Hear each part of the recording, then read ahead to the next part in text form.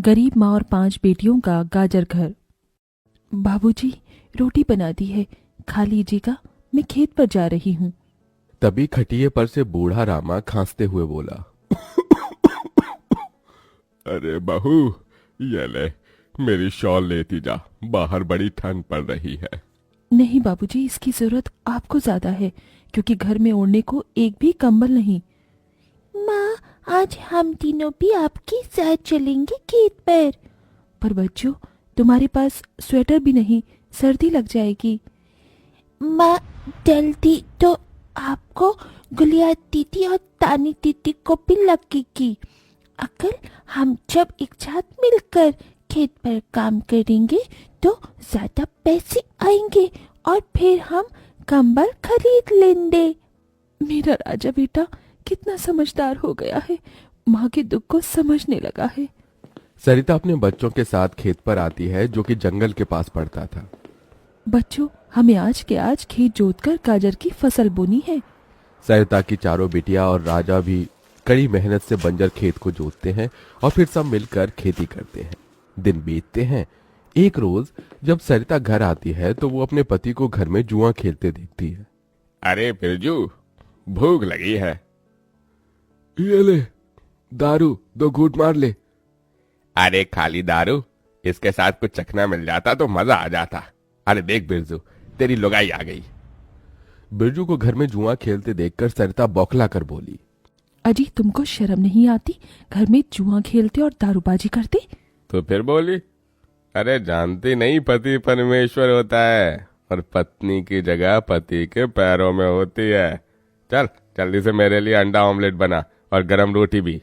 तुम्हें अब मुफ्त का खिलाने को राशन नहीं मेरे पास। 6 बच्चे हो गए हैं, जानती भी हो इन सब का पेट कितनी मुश्किल से पाल रही हूँ मैं। तुम्हें तो जिम्मेदारी से मतलब ही नहीं। घर में बूढ़ा बीमार पिता है, तुम तो कमाने गए थे ना, फिर क्या हुआ? आते ही पैसे मांगने लगी। पति ने खाया पिया कि नहीं, ये तेरा बाप पूछेगा। नशे में तो बिरजू सरिता से अकड़ते हुए अपनी चमड़े की चप्पल निकालकर उसे बहुत पीटता है। ये ले, और लड़ाएगी जुबान? मैं कमाता नहीं तो क्या इस घर में मेरी इज्जत नहीं होगी? ये ले। बचाओ, ओह बचाओ, माँ को मत मारो पिताजी। तभी लड़खड़ाते हुए बिछौने से उठकर बूढ़ा रामा कहता है, अरे निकम्मे, छोड़ दे बहू को, निकल जा इस घर से तू, और फिर कभी शक्ल मत दिखाना। अरे ये मेरा घर है, मैंने बनाया है इसे। बिरजू चला जाता है। तभी रामा रोते हुए बोलता है, अरे जाने कैसे उड़ाऊं बेटे को जन्म दे दिया है मैंने। मेरे हाथों भारी गलती हो गई जो इसे तेरी शादी कराई। बहू माफ कर दे मुझे। पर उस 5 बेटियों की गरीब माँ का दुख इतना ही नहीं था कि एकदम से जोरदार तूफान उठा और झोपड़ी की छत हवा के झोंके से उखड़ कर गिर गई। हे भगवान, इतना भयंकर तूफान! तानी, गुड़िया, अंजू, तुम तीनों सोनी, राजा और मुनिया को लेके बाहर निकलो, मैं दादाजी को लेकर आती हूँ। उठिए बाबूजी। नहीं बहू, तू जा, मेरा समय आ गया है। तुझे उन 5 बच्चियों की सौगंध, तेरे बाद उन्हें देखने वाला कोई नहीं। जा बहू, जा। सरिता के बाहर निकलते ही पूरी झोपड़ी गिर जाती है। सरिता छाती पीट पीट कर रोने लगती है। बाबूजी। अरे कैसा निर्दयी है रे तू ऊपर वाले! क्या मिला आखिर, क्या मिला तुझे मेरा घर उजाड़ कर? तू खुद तो अपने घर में सो रहा है और मेरी 5 बेटियों को बेघर कर दिया। जवाब दे, तू बोलता क्यों नहीं? सरिता को टूट कर रोता देखकर उसकी 5 बेटी भी बिलख बिलख कर रोती है। चुप हो जाओ माँ, रो मत। माँ, मुझे जल्दी ठंड लगती है। हे भगवान, इतनी बर्फ गिर रही है, मुझे इस ठंड से अपने बच्चों को बचाना होगा। सरिता सबका दरवाजा खटखटाती है, मगर कोई भी मुसीबत में उसकी मदद नहीं करता। हार कर वो अपने जंगल वाले गाजर के खेत में आ जाती है और सब रात भर ठंड से कांपते ठिठुरते हुए बीतती है। माँ, बहुत भूख लगी है। हाँ माँ, मुझे भी भूख लगी है। तभी सरिता की सबसे बड़ी बेटी तानी खेत में देखती है जहां लाल लाल गाजर उगे थे। देखो माँ, हमारे खेत में तो गाजर तैयार हो गए हैं। फिर तानी अपने सभी भाई बहनों को गाजर तोड़ कर देती है। ये लो मेरी बहनों, गाजर खा लो। अपनी बेटियों को ठंड में ऐसे देख उस गरीब माँ का मन अपार दुख से भर जाता है।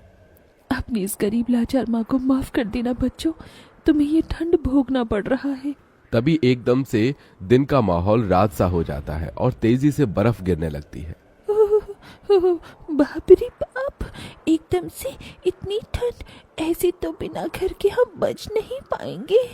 तभी सरिता अपना आंचल उन पर उड़ाती है, मगर बच्चे थरथरा उठते हैं कि एकदम से गुड़िया कहती है, माँ, तानी दीदी, हम अपना घर बना सकते हैं। मगर कैसे बिटिया, हमारे पास पैसे भी तो नहीं। माँ देखो, हमारे खेत में कितने सारे गाजर उगे हैं, हम इसी से अपना घर तैयार करेंगे, पर हम सबको साथ मिलकर मदद करनी होगी। राजा बेटा, जब तक कि हम गाजर घर तैयार नहीं कर लेते, तुझे अपनी छोटी बहनों का ख्याल रखना होगा, रखेगा ना? हाँ माँ, रखूंगा। सरिता आग जलाकर अपने दोनों सबसे छोटे बच्चों को उसके पास बिठा देती है और खुद अपनी चारों बेटियों के साथ उस भयंकर ठंड में गाजर घर बनाने लगती है। अंजू, सोनी, गुड़िया, तुम दोनों मुझे और तानी दीदी को गाजर तोड़ तोड़ कर दो, हम घर बनाते हैं। ठीक है माँ। गरीब माँ बेटियां मिलकर गाजर घर बनाती हैं, मगर घर एकदम से ढह जाता है, जिससे सरिता दुखी हो जाती है। कितनी मेहनत से ये गाजर घर बनाया था हमने, मगर सारी मेहनत बेकार चली गई। तभी चारों बेटियां रोते हुए गाकर अपनी माँ को हिम्मत देती हैं। जिंदगी की यही रीत है, हार के बाद ही जीत है, थोड़े आंसू है थोड़ी हंसी, आज गम है तो कल है खुशी, जिंदगी की यही रीत है, हार के बाद ही जीत है। मेरी बच्चियों। रोते हुए सरिता अपनी बेटी को गले से लगा लेती है। वो फिर कोशिश करते हैं, कई बार उनका गाजर घर बिगड़ता है। तभी गुड़िया कहती है, माँ, अगर हम अपना गाजर घर मजबूत बनाने के लिए पहले लकड़ी फट्टे से ढांचा बना लें, तो फिर हमारा गाजर घर नहीं गिरेगा। सब ऐसा ही करते हैं, जिससे उस बार उनका गाजर का घर मजबूत बन जाता है। सरिता अपनी पांचों बेटियों और बेटे के साथ घर के अंदर आती है, तब जाकर उनके शरीर को गर्माहट महसूस होती है। अरे वाह माँ, दीदी, आप सबने कितना सुंदर गाजर घर बनाया है, और ये कितना गर्म भी है। तभी सरिता अपने बेटे बेटियों का मुंह देखती है, सबकी आंखों में भूख थी। मैं जानती हूँ तुम सबको भूख लगी है ना, अपनी माँ को एक दिन दे दो, मैं कल काम ढूंढ लूंगी। ठीक है, आज हम ये गाजर खाकर सो लेंगे। आप भी खा लो ना माँ, आपने 2 दिन से कुछ नहीं खाया। सोनी अपने नन्हे हाथों से अपनी गरीब माँ को गाजर खिलाती है। अगले दिन सरिता ठंड में इधर से उधर काम ढूंढने भटकती रहती है, मगर कोई उसे काम नहीं देता। इधर अब उसके खेत के गाजर भी खत्म हो गए थे, जिससे उसकी बेटियां भूखी थी और उसकी दुधमुही बेटी भूख से रोई जा रही थी। माँ, मुन्ना को भूख लगी है, उसे खाना चाहिए। छोटी बच्ची खाना नहीं खाती राजा, इसे दूध पीना है। हे बसुरी बजैया, एक माँ की ममता की इतनी भी परीक्षा मत लो कि वो अपने बच्चे को दूध भी ना पिला सके। तभी सरिता को द्वार पर एक गाय के रंभाने की आवाज सुनाई दी। माँ, लगता है बाहर गाय आई है। सरिता अपनी बेटियों के साथ बाहर आकर देखती है तो गाय के थन से दूध की धारा बहे जा रही थी। इस गाय के थन में कितना दूध गिर रहा है। सरिता गाय का गर्म दूध अपनी बेटी को पिलाती है। तभी गाय उसके खेत में जाकर गोबर कर देती है, जिससे एकदम से जादू होता है और खेत लाल चमकदार गाजर से भर जाता है। माँ, ये तो कोई जादुई गाय लगती है। देखो, हमारे खेत में कितने गाजर हो गए। हाँ गुड़िया, मैं जादुई गाय हूँ। मुझे वरदान प्राप्त है, जिस भी बंजर खेत में मैं गोबर करूंगी वो फसल से भर जाएगी। मैं इससे पहले भी तुम्हारे खेत में आई थी। इसका मतलब गौ माता, आपकी वजह से उस वक्त भी मुझ गरीब के बंजर खेत में गाजर उगी थी। आपका कोटि कोटि धन्यवाद गौ माता। माँ, तुम काम ढूंढ रही थी ना, अब मैं ढूंढना। तुम तो कितना अच्छा गाजर का हलवा बनाती हो, और गाय के दूध से खोया, घी, दूध सब बनता है। तुम हलवा बनाकर बेचो। सरिता उस गाय के दूध से घी, खोया तैयार कर लेती है और गाजर का हलवा बनाकर बेचने लगती है, जो कि लोगों को खाने में स्वादिष्ट लगता है। उसकी अच्छी कमाई होती है, जिससे उसकी आर्थिक स्थिति ठीक हो जाती है और वो गाय उसके गाजर घर के बाहर बंधी खेत के गाजर और घर दोनों की पहरेदारी दिया करती। एक बार एक गांव में कृति नाम की लड़की रहती थी। कृति गांव की ही एक कोठी में रहती थी, जहां कृति के बाबा गांव के सबसे बड़े जमींदार थे। लेकिन उसके पिता की जुआ खेलने की लत ने उसके पूरे परिवार और दौलत को बर्बाद कर दिया। कृति के परिवार में कोई नहीं था। असल में कृति के पापा ने एक बार जुआ खेलते समय अपना सब कुछ दांव पर लगा दिया और वो हार गए। जुए में हारने पर दौलत तो गई ही गई, साथ ही साथ कृति की माँ ने भी तंग आकर जहर खा लिया। कृति की माँ के बाद उसके पिता भी ज्यादा दिन नहीं जिए और ज्यादा शराब पीने से उनका लिवर फेल हो गया और उनकी मौत हो गई। अपने पिता की इस जुए की आदत का सबसे बड़ा शिकार बनी अनाथ कृति।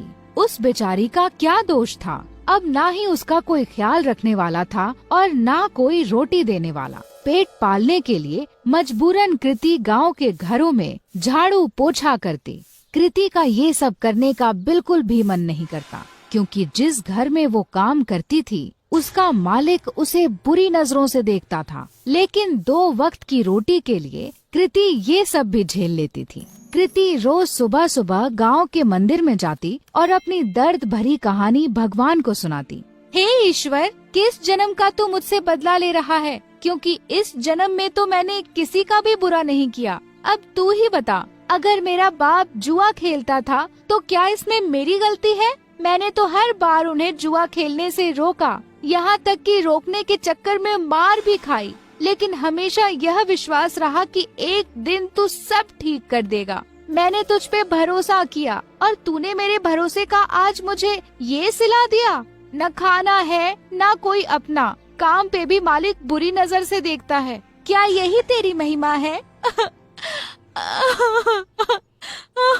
कृति की आंखों में आंसू भर आए और वो वहीं बैठकर फूट फूट कर रोने लगी। लेकिन कृति ने आंसू पोंछे और वहाँ से उठकर जाने लगी कि तभी उस मंदिर के बाहर एक बूढ़ा आदमी दिखा जो उसे घूर रहा था। कृति को लगा कि ऐसे ही कोई भिखारी होगा जो उसे रोता हुआ देखकर घूर रहा हो। कृति उस पर बिना ध्यान दिए वहाँ से तुरंत अपने घर चलती बनी। लेकिन अब तो उस बूढ़े आदमी की कृति को देखने की आदत पड़ गई थी।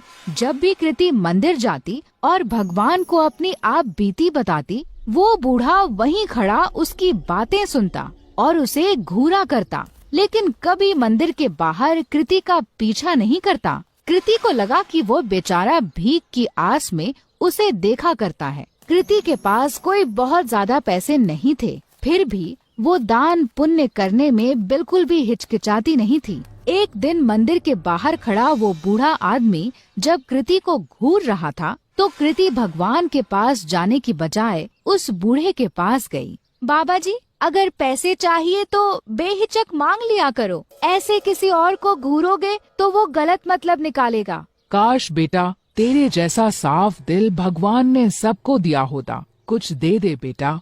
कृति ने अपनी जेब से एक 10 का सिक्का निकाला और उस भिखारी के जेब में डाल दिया। बाबा जी, अभी इतने ही हैं, आगे जब ज्यादा कमाने लगूंगी तब ज्यादा दूंगी। अरे बेटा, सच्चे दिल से दिए गए 1 रुपए भी मैं खुशी खुशी रख लूं, फिर तेरे 10 रुपए तो लाखों के बराबर हैं। भगवान तेरा भला करे। ये कहकर वो भिखारी चला गया। किसी गरीब की मदद करके कृति को बहुत खुशी हो रही थी। कृति मंदिर में दर्शन करके फिर से अपने घर चली गई। उस दिन जब कृति अपने मालिक के घर काम करने गई, तो वहाँ पर उस दिन उसके मालिक के अलावा कोई नहीं था। क्या हुआ मालिक, आज घर पर मेम साहब नहीं है क्या? मेम साहब वो तो आज अपने मायके गई हुई हैं। वैसे उनके बारे में क्या पूछ रही हो? भला तुम्हारे और मेरे बीच में उनकी क्या जरूरत? अपने मालिक से ये सुनकर कृति कुछ सहम सी गई। मालिक, मैं जरा घर की साफ सफाई कर देती हूँ। ये कहकर कृति घर की साफ सफाई करने लगी। अपने मालिक के डर के मारे आज कृति ने जल्दी जल्दी सारा काम खत्म कर दिया। लेकिन काम करके जैसे ही कृति घर जाने के लिए दरवाजे की ओर बढ़ी, वैसे ही उसका मालिक दरवाजे के सामने आकर खड़ा हो गया। मालिक, दरवाजे से हट जाइए, मुझे घर जाना है। लेकिन मालिक अपनी जगह से टस से मस ना हुआ और वहीं खड़ा रहा। मालिक, दरवाजे से हटिए। ये कहकर जैसे ही कृति ने मालिक को दरवाजे से हटाने की कोशिश की, वैसे ही मालिक ने कृति का हाथ पकड़ लिया। अरे ऐसे कैसे जाने दूं? आज तो मौका मिला है मुझे। बीवी भी घर पर नहीं है, आज तो तुझे नहीं जाने दूंगा। ये कहकर मालिक तुरंत कृति पर लपका। डरी सहमी कृति तुरंत अपनी इज्जत बचाने के लिए भागी, लेकिन उसका मालिक उसका पीछा नहीं छोड़ रहा था। तभी एक कोने में कृति को डंडा पड़ा हुआ दिखा और वो उसके पीछे दौड़ी। अब की बार कृति का मालिक जैसे ही उसे पकड़ने के लिए लपका, वैसे ही कृति ने उस डंडे को उठाकर उस मालिक के सर पर दे मारा और तुरंत दरवाजे से निकलकर वहाँ से भाग गई। फूट फूट कर रोती कृति बिना रुके भागती जा रही थी। भागते भागते रात में कृति उस मंदिर पहुँची जहाँ वह रोज सुबह जाती थी। मंदिर में पहुँचते ही कृति भगवान की मूर्ति के चरणों में जा गिरी। हे ईश्वर, क्या मेरा पैदा होना ही गुनाह है जो तू मुझे इतनी बड़ी सजा दे रहा है?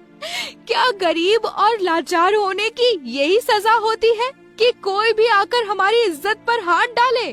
कृति की आंखों से फिर आंसू फूट पड़े। कृति ने आंसू पोंछकर जब आस पास देखा तो पाया कि वो बूढ़ा आदमी फिर वहीं खड़ा था। बाबा, अब मेरे पास कुछ नहीं है आपको देने को। बच्चा, मैं तुमसे भीख लेने नहीं बल्कि कुछ देने आया हूँ। लेकिन क्या? तेरी कोठी के पीछे वाले कमरे में एक जादुई खजाना है जो सही समय आने पर अपने आप तेरे हाथ में आ जाएगा। ग्रहों की दिशा बता रही है कि आज ही वो सही समय है। कृति पहले से ही परेशान थी और ये सब सुनकर उसे और गुस्सा आ गया।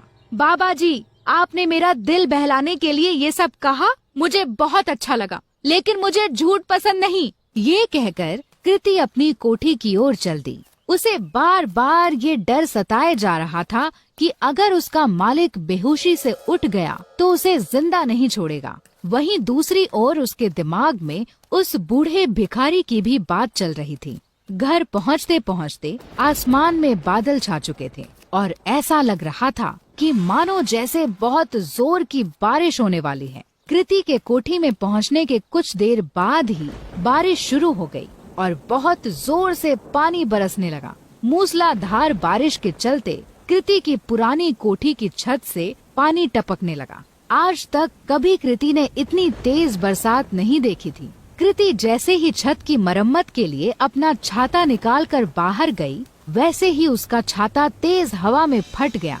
परेशान कृति फिर अंदर आई और सर ढकने के लिए कुछ ढूंढने लगी। आगे कुछ ना मिलने पर वो कोठी के पिछले हिस्से में चली गई, जहाँ उसके बाबा का पुराना कबाड़ रखा था। ढूंढते ढूंढते उसी कबाड़ में कृति को एक छाता मिला। चलो, इसी से काम चलाया जाए। ये कहकर कृति मरम्मत का सामान लेकर जैसे ही बारिश में बाहर निकली, बारिश की बूंदें पड़ते ही उस छाते से सोने के सिक्कों की बरसात होने लगी। कृति को ये सब देखकर अपनी आंखों पर विश्वास नहीं हुआ कि उस बूढ़े भिखारी की बात सच निकली। कृति उन सिक्कों को समेटकर अंदर कमरे में आ गई और उसने उन्हें गौर से देखा तो उन्हें सोने का पाया। खुशी से पागल कृति की आंखों में आंसू आ गए। अब मुझे अपने मालिक के जैसे गंदे लोगों के लिए काम करने की जरूरत नहीं। कृति ने उसी रात अपना सामान बांधा और इस गांव को छोड़कर उस छाते के साथ निकल गई। एक दूर बड़े शहर में जाकर उन सोने के सिक्कों को बेचकर कृति को खूब पैसे मिले, जिससे उसने एक घर, एक गाड़ी और अपनी सारी ख्वाहिशें पूरी कर ली। यही नहीं, उसने अपना खुद का बिजनेस ही शुरू कर दिया। इस तरह कृति की सारी गरीबी उस जादुई छाते ने दूर कर दी और अपने गंदे मालिक से बहुत दूर कृति सुकून से अपनी जिंदगी जीने लगी।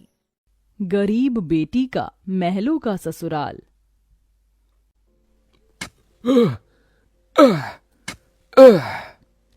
तपती धूप में वह गरीब किसान खेतों में फावड़ा चला रहा था। उसके माथे से तर तर पसीना बहे जा रहा था। तभी गंगा गमछा उठाकर पिता का पसीना पोंछती है। बाबा, आपके माथे से कितना पसीना बह रहा है, आप थक भी गए हैं, थोड़ी देर आराम कर लो, फावड़ा मुझे दो।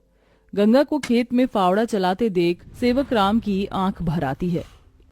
मेरी गरीब बेटी के जिन हाथों में मेहंदी लगनी थी, उन्हीं नाजुक हाथों से मेरी गंगा सख्त फावड़ा चला रही है। तू एक गरीब की बेटी को ही ऐसा भाग्य देकर क्यों भेजता है भगवान? एक गरीब के जीवन की सबसे बड़ी दुविधा बेटी को ब्याहना होता है। ये कहानी है ऐसे ही किसान सेवक राम की, जो बड़ा गरीब है। उसकी दो बेटी गंगा और अंजू हैं। यूं तो सेवक राम ने गंगा के लिए कई रिश्ते ढूंढे, मगर भला एक गरीब की बेटी का हाथ कौन थामना चाहता है। किसी तरह से उनका जीवन कट रहा था। सेवक राम, उसकी बूढ़ी पत्नी जानकी और दोनों बेटी सारा दिन तपती धूप में खेत में काम करते रहे। शाम को खेत का मालिक ब्रिज वहां आया। अरे ओ सेवक राम, सारा खेत जोत दिया? जी ब्रिज बाबू, खेत भी जोत दिया और बीज भी बो दिया। ये ले, तेरे परिवार की आज की दिहाड़ी 250 रुपए। ये क्या मालिक, आप पैसे तो कम दे रहे हैं। पहले मेरी अकेले की दिहाड़ी आप मुझे 200 रुपए देते थे, फिर घटाकर 100 रुपए कर दिया और फिर सीधे 70 रुपए कर दिया, और उसमें भी पूरे पैसे नहीं दे रहे हैं। मैं, मेरी दोनों बेटी और पत्नी को मिलाकर हम कुल 4 जन आज खेत में दिन भर जर मर कर खटे हैं। अरे 30 रुपए ही तो कम है, उसमें क्या तू खरीद लेगा? है एक एक रुपया भी मेहनत से कमाना पड़ता है मालिक।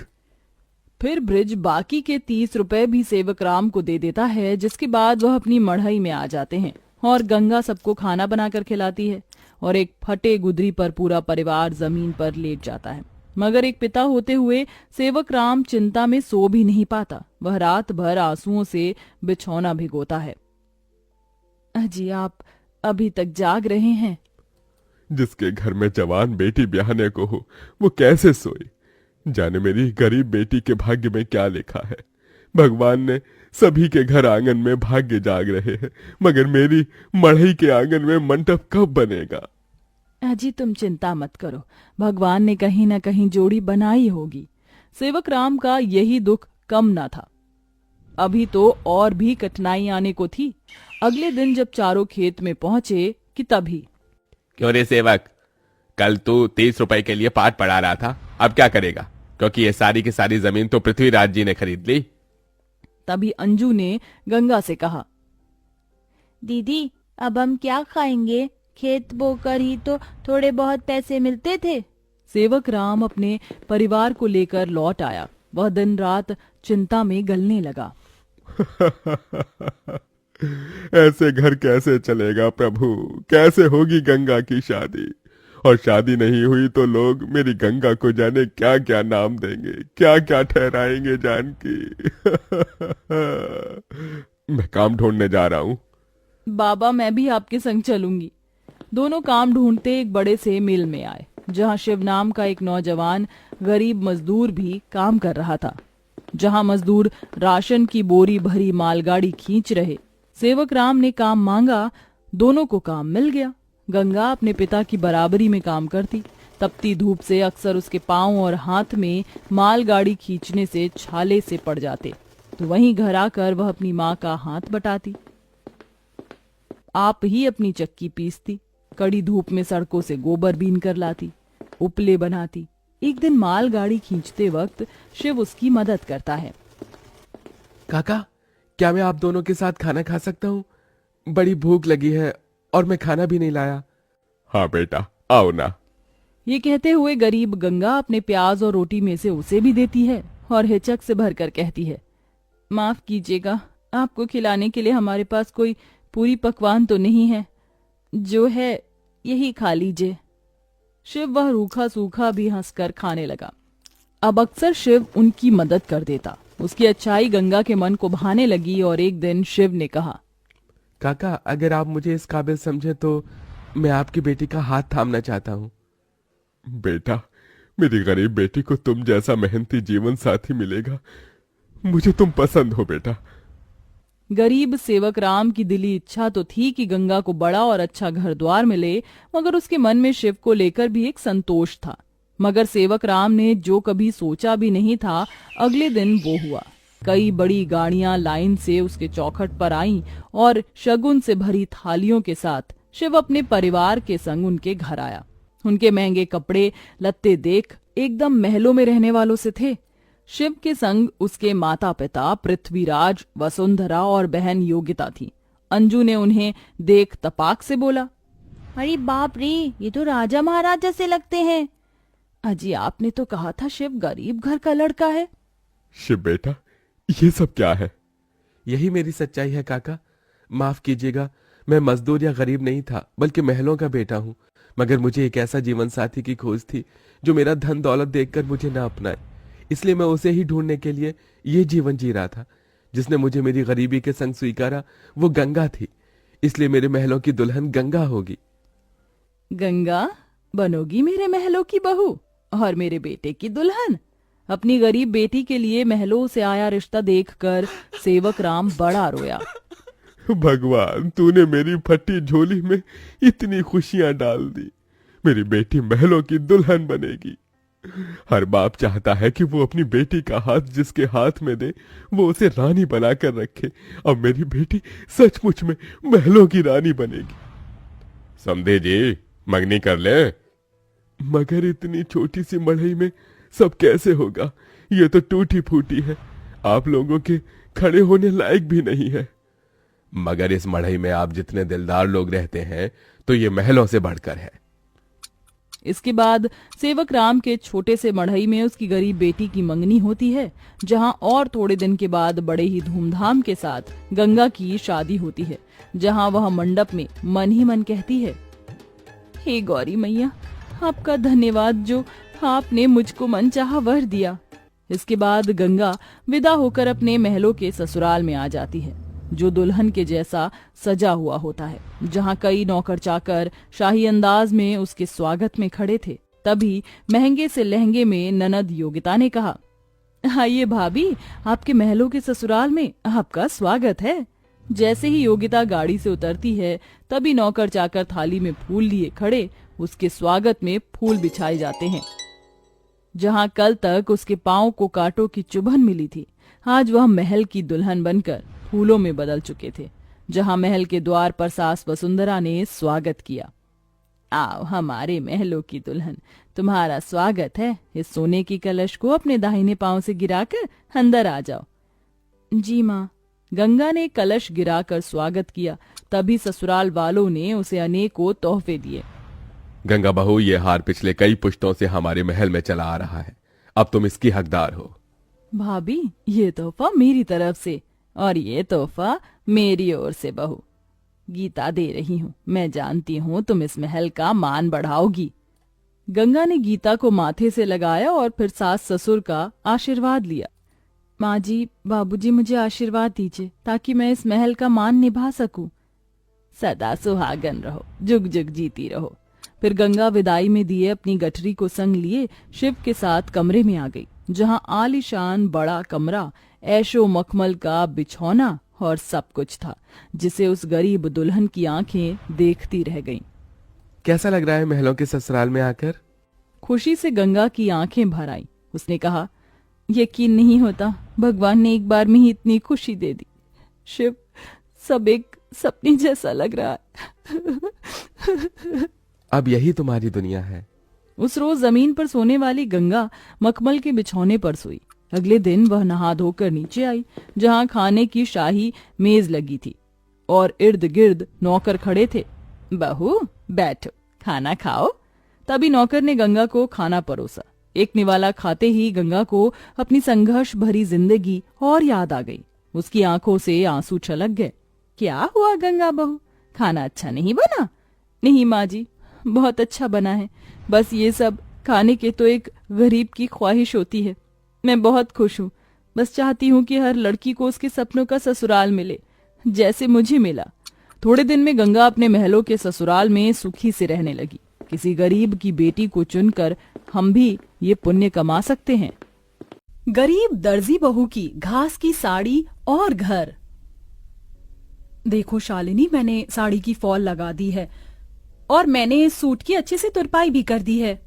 तुम दोनों का बहुत बहुत शुक्रिया। तुम दोनों की वजह से मेरा दर्जी का काम कितनी जल्दी हो जाता है, वरना अकेले ये सब कर पाना मेरे लिए बहुत मुश्किल था।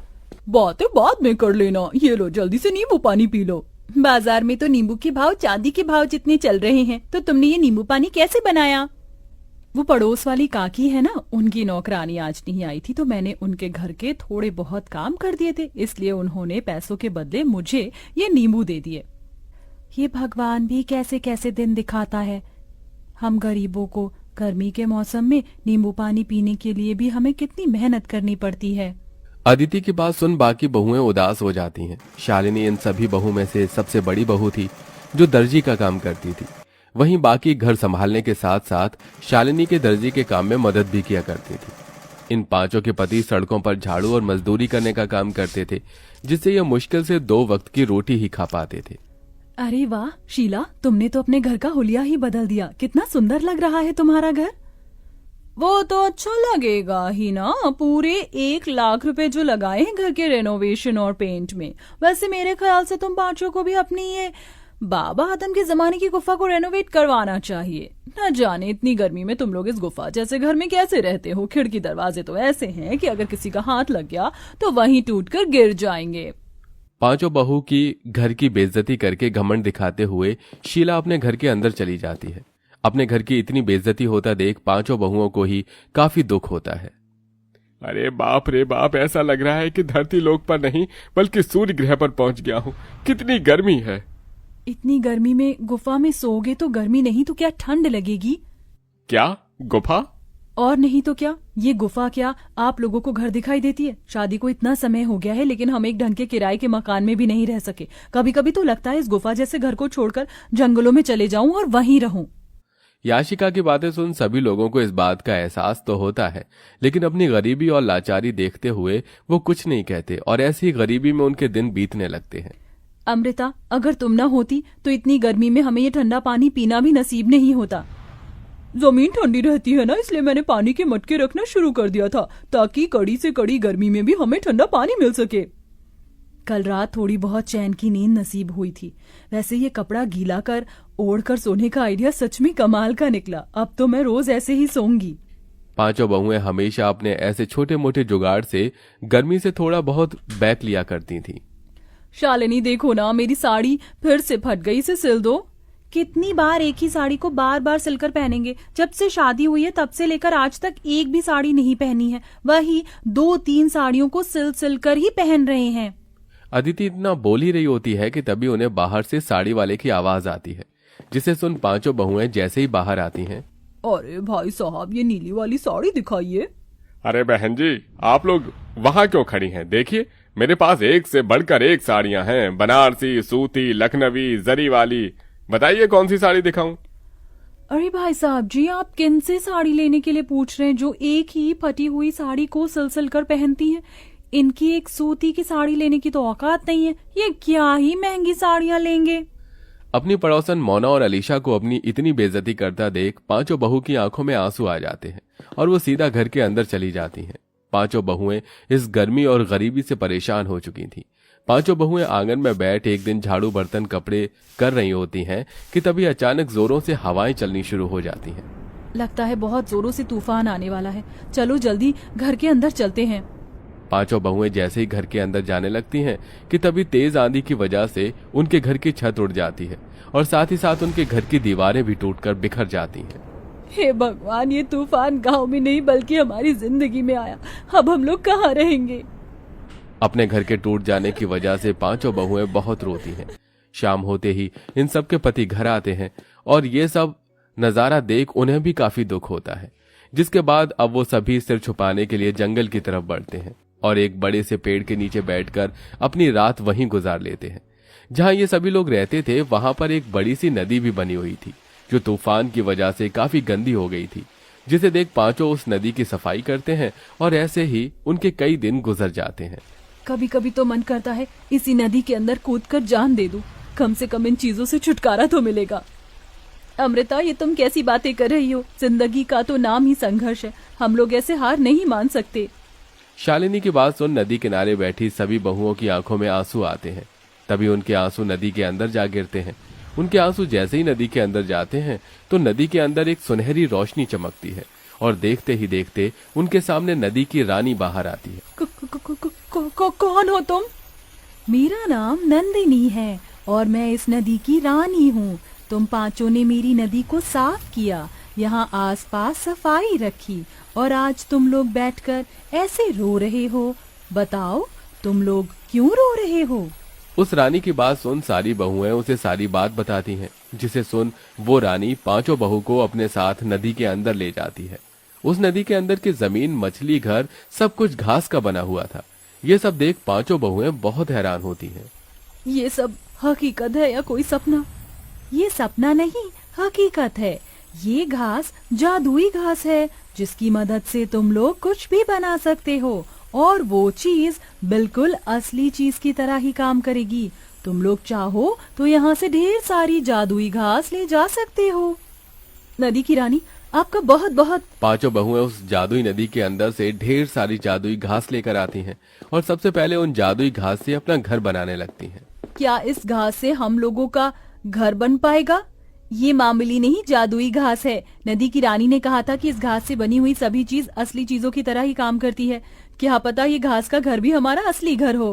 पांचों बहुएं कुछ घंटे के अंदर एक बहुत बड़ा सा घास का घर तैयार कर देती हैं, जिसमें वो पांचों अलग अलग कमरे भी बनाती हैं। साथ ही साथ वो बाथरूम और रसोई घर भी बनाती हैं, जिसमें घास का चूल्हा, घास के बर्तन और कमरों में घास का पलंग, कुर्सी। जादुई घास होने की वजह से सारी चीज असली चीजों की तरह बिल्कुल मजबूत हो चुकी थी। मुझे तो यकीन ही नहीं हो रहा कि हम लोग अपने घर के अंदर खड़े हैं, वो भी एक ऐसा घर जो असली घर से भी ज्यादा मजबूत और अच्छा हो। अब तो हम यहाँ आराम से रहेंगे। जादुई घास होने की वजह से हमारा ये घास का घर भी कितना ठंडा है। अब तो यहाँ हमें बिल्कुल भी गर्मी नहीं लगेगी। पांचों बहुएं अपने अपने पतियों के साथ आराम से घर में रहती हैं और ऐसे ही कुछ दिन गुजर जाते हैं। सच में अब तो हद हो गई है। मन कर रहा है ये बची कुची साड़ी ले जाकर फेंक दूं। क्या हुआ अदिति, तुम इतने गुस्से में क्यों हो? गुस्सा ना करूं तो खुशी के मारे नाचूं। उस दिन तुमसे साड़ी सिलवाई थी, देखो आज फिर से ये साड़ी फट गई। अदिति की बात सुन शालिनी के मन में एक ख्याल आता है, जिसके बाद शालिनी दोबारा उस जादुई नदी के अंदर जाती है और वहां से ढेर सारी जादुई घास लेकर आती है और अपनी सिलाई मशीन पर बैठकर कुछ घंटे के अंदर ही घास की बनी हुई 5 साड़ियां तैयार कर देती है। साड़ियों के बॉर्डर पर वो तरह तरह के फूल भी लगाती है, जिसके बाद अब जैसे ही पांचों बहुएं उस घास की साड़ियों को पहनती हैं, इस घास की साड़ी को पहनकर तो ऐसा लग रहा है कि मानो जैसे मैंने रुई की साड़ी पहन रखी हो। अब इन घास की साड़ियों में हमें बिल्कुल भी गर्मी नहीं लगेगी और हम आराम से रहेंगे। पांचों बहुएं उस घास की साड़ियों को पहनकर काफी खुश होती हैं। जिस तूफान से इन पांचों का घर टूटा था, उस तूफान में गांव में और भी कई लोग थे जो बेघर हो गए थे। ये सब देख पांचों बहुएं उन लोगों के लिए जादुई घास से घर बनाती हैं। अरे आप लोग तो हमारे लिए देवी हो। जो चीज सरकार और अमीर लोग न कर सके वो आपने कर दिया। आपका एहसान हम कैसे चुकाएंगे? जादुई घास के घर बनाने के साथ साथ पांचों बहुएं गरीब औरतों के लिए घास की साड़ियां भी बनाती हैं, जिन्हें वो काफी सस्ते दामों में बेचती हैं। बरसों से सपना था कि सूती की साड़ी लूंगी, लेकिन हमेशा पैसों की कमी की वजह से ना ले सकी। लेकिन आज आपकी वजह से मैं रुई जैसी मुलायम साड़ी पहन सकूंगी। आपका बहुत बहुत शुक्रिया। जरूरतमंदों की मदद कर पांचों बहू काफी खुश थीं। वो घास की साड़ी बेचकर थोड़े बहुत पैसे भी कमा लिए थे, जिनको अब वो बुटीक में लगाती हैं और बुटीक खोलती हैं। घास की तरह तरह की ड्रेस बनाकर बेचती हैं और अब उन सब के पति अपना खुद का काम शुरू कर देते हैं, जिससे अब धीरे धीरे उनकी जिंदगी सही राह पर आने लगती है।